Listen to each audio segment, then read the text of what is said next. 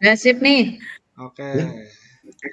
Berarti diulang dari awal lagi ya? Ya, ulang dari awal lagi, Bu. Oke, siap. Oke, Baik. oke.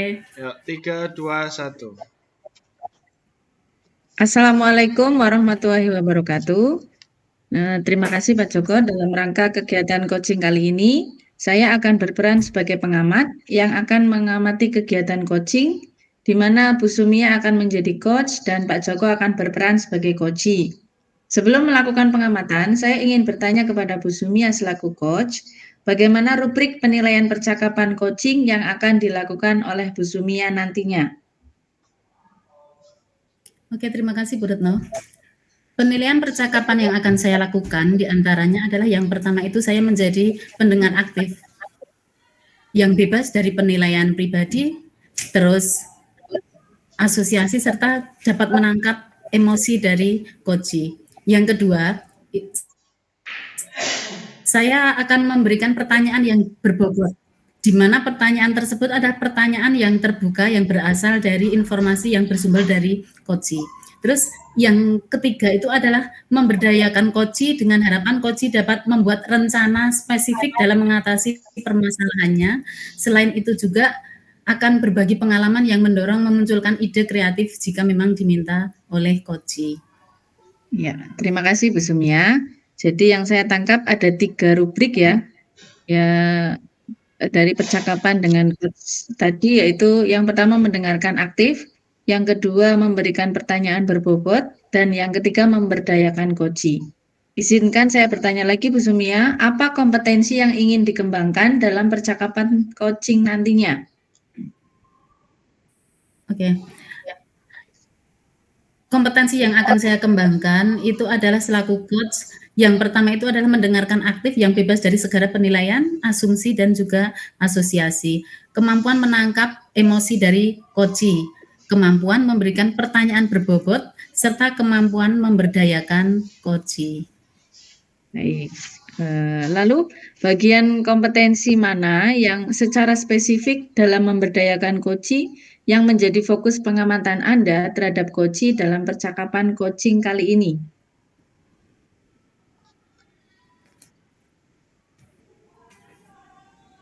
Oke, bagian kompetensi yang secara spesifik yang akan saya observasi yaitu memberdayakan coachee dengan cara memberikan bantuan berupa pertanyaan yang sifatnya membantu mengidentifikasi permasalahan serta memancing kreativitas dan ide memecahkan masalah serta membantu mendorong coachee untuk membuat rencana aksi yang spesifik dan terarah sehingga sang coachee akan mampu menemukan solusi dan kesadaran diri terhadap masalah yang sedang dihadapinya. Oke. Lalu apa indikator ketercapaian dari tujuan pengembangan yang ingin dilakukan oleh coach? Indikator yang pertama itu adalah saya selaku coach dapat mendengarkan aktif yang tentu saja bebas dari penilaian diri, anggapan, dan bebas dari pengaruh emosi coachee. Kemudian ketika sang coach dapat menangkap dan menganalisis emosi dan dapat membuat coachee menyadari serta menstabilkan perasaannya, serta selain itu juga coach mendorong coachee untuk memberdayakan dirinya sehingga dapat melakukan rencana spesifik dalam mengatasi persoalannya. Begitu kira-kira Bu yang bisa saya sampaikan. Ya, baiklah. Terima kasih Bu Sumia atas penjelasannya sebagai coach. Mudah-mudahan dalam kegiatan coaching kali ini dapat berjalan dengan lancar dan saya juga dapat meneruskan kegiatan coaching secara objektif dan lengkap. Silakan kepada Bu Sumia dan Pak Joko untuk memulai coaching dan saya akan siap mengamatinya. Oke, terima kasih Bu Retno.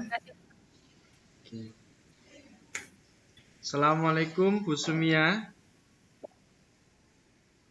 Waalaikumsalam Pak Joko. Maaf ya Bu, sore-sore saya mengganggu waktu Bu Sumia nih. Iya, nggak apa-apa Pak Joko, kebetulan saya sudah santai, barusan juga sudah selesai mengajar dan ini lagi tidak ada kegiatan. Iya Bu, Bu melanjutkan WA saya yang kemarin itu loh Bu. Oh iya, gimana Pak Joko? Iya Bu, kemarin kan saya WA karena saya sudah merasa bingung sekali Bu.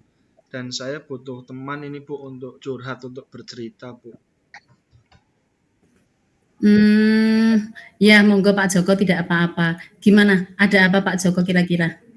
Jadi gini Bu, maksud saya ingin bertemu dengan Bu Sumia itu karena saya sedang bingung Bu dengan masalah salah seorang siswa saya Bu. Saya sedang bingung ini Bu. Bingung dengan salah seorang siswa Pak Joko maksudnya?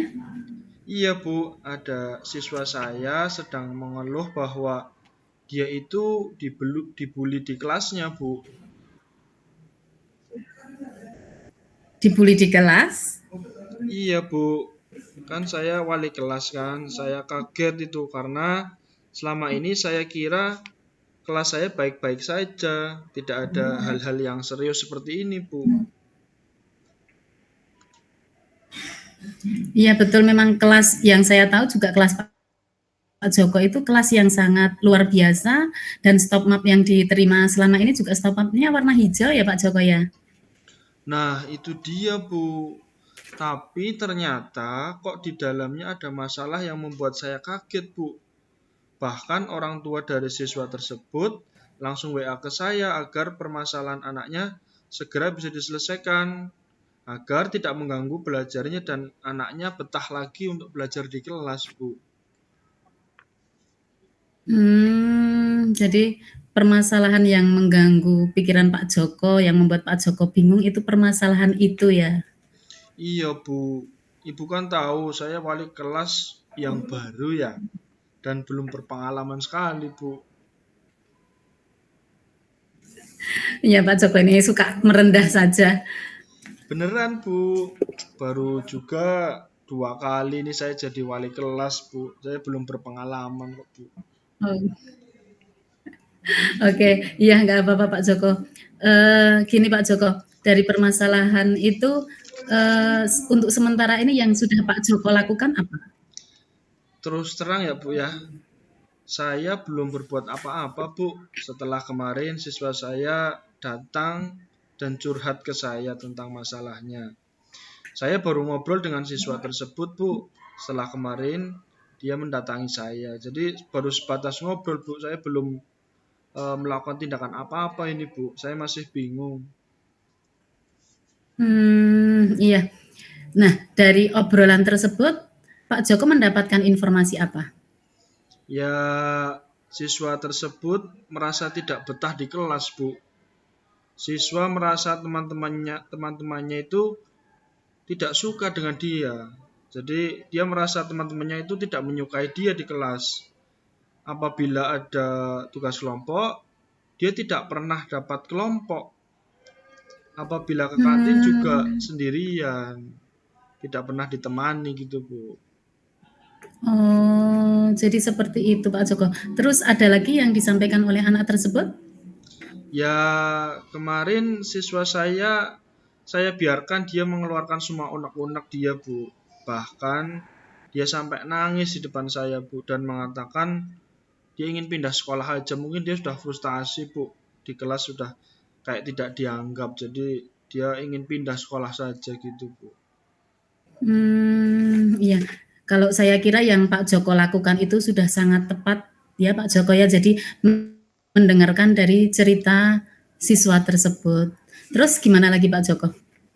Nah, itu Bu, saya bingung di situ, Bu. Setelah anak cerita banyak, apa sih yang harus saya lakukan, Bu? Saya jujur bingung, Bu, mendengar cerita seperti itu dari anak, Bu. Iya. Nah, kalau dari itu mungkin Pak Joko punya rencana apa untuk menindaklanjutinya? Saya berpikir gini, Bu.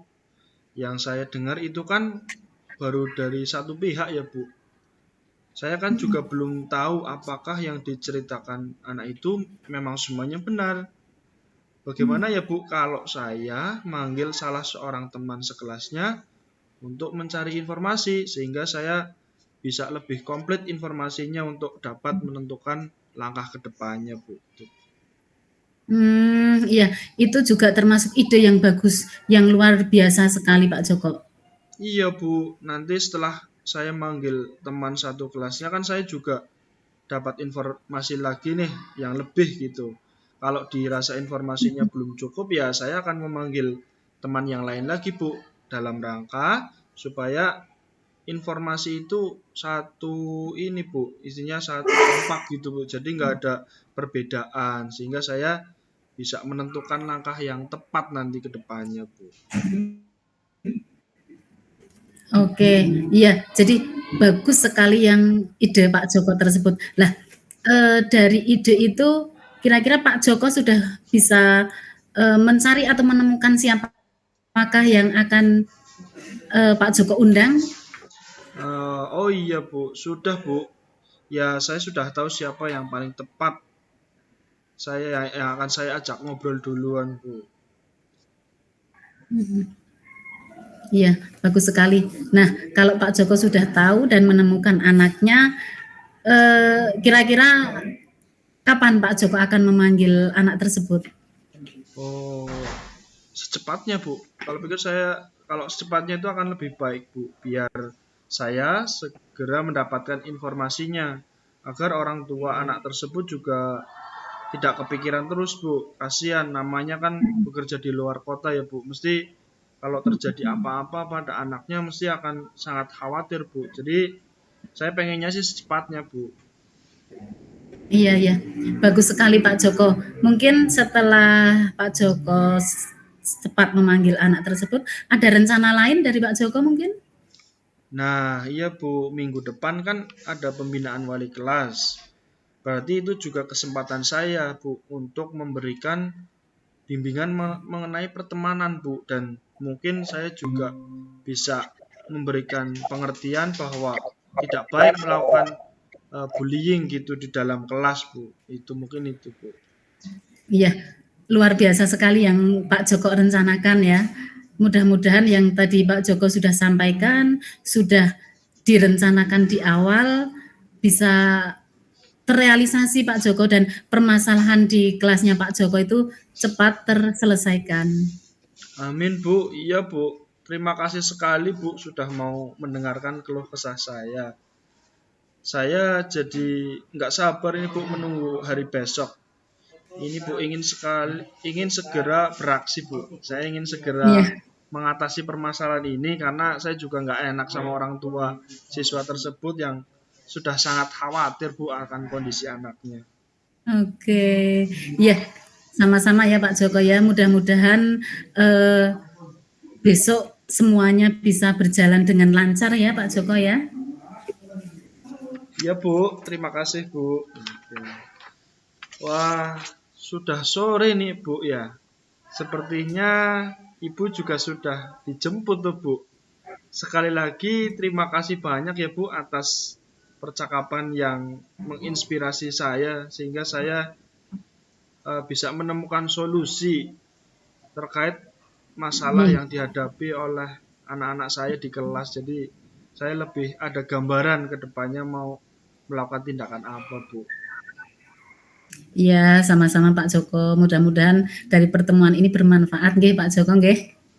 Iya Bu, terima kasih Bu. Mari Bu, saya ke kantor dulu ya Bu untuk membereskan meja. Kebetulan tadi saya juga habis dari kelas langsung ke sini Bu. Oh, iya iya iya. Sama-sama ya Pak Joko ya, monggo saja. Ini juga kebetulan tadi saya sudah dijemput. Ya, sama-sama ya Pak Joko ya. Iya Bu, pamit ya Bu. Assalamualaikum. Ya. Ya, waalaikumsalam. Ya, tadi sudah kita lalui proses coaching. Menurut saya untuk umpan balik, proses coaching tadi sudah berjalan dengan sangat baik. Tujuan juga sudah disampaikan dengan baik. Coach sudah menyampaikan pembuka dengan sangat baik dan coach juga menyampaikan tujuan dengan baik pula. Kemudian dalam identifikasi, coach sudah memberikan pertanyaan terbuka sehingga coach dapat menyampaikan tujuan yang hendak dicapai dengan terbuka pula. Coach mampu meneruskan aksinya dengan pengambilan keputusan secara mandiri sehingga dapat membangun komitmen kuat sebagai bentuk tanggung jawabnya. Nah, untuk Bu Sumia, saya tadi sudah mencatat hasil percakapan dan coaching. Menurut Bu Sumia, kompetensi dan indikator kegiatan coaching sudah sesuai dengan harapan Bu Sumia apa belum?